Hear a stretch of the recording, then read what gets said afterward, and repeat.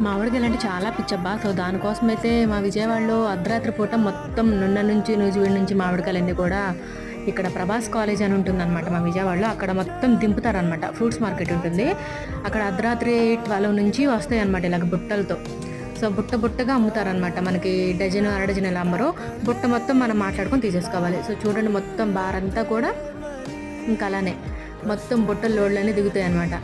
So, కొనుక్కుందామని చెప్పి బండేసుకొని వెళ్ళిపోయామన్నమాట అమ్మ నేను. ఇంకా మొత్తానికి బేరమాడి చక్కగా ఒక బుట్ట మొత్తం తీసేసుకున్నాం. బుట్టకు వచ్చేసరికి 50 కాయలు ఉంటాయి, 60 కాయలు ఉంటాయి, అలా కాయలు బట్టి ఉంటాయి. సో, మొత్తానికి 60 కాయలున్న బుట్టనైతే కొనేసుకున్నాం మొత్తానికి. సో, కొనేసుకొని చక్కగా ఇంటికి బయలుదేరాం. ఇంకా ఇంటికి వెళ్ళగానే తినకపోతే ఎలాగా, చక్కగా హ్యాపీగా ఇంటికి వెళ్ళిపోయి మొత్తం కాయలన్నీ కూడా ఫ్రిడ్జ్లో కింద బాక్స్ ఉంటుంది కదా మనం వెజిటబుల్స్ పెట్టే బాక్స్. సో, ఆ బాక్స్ మొత్తం క్లీన్ చేసి బాక్స్ నిండా అయితే సర్దిరేస్తుంది అనమాట మా అక్క. చూడండి చాలా ఎమ్మీగా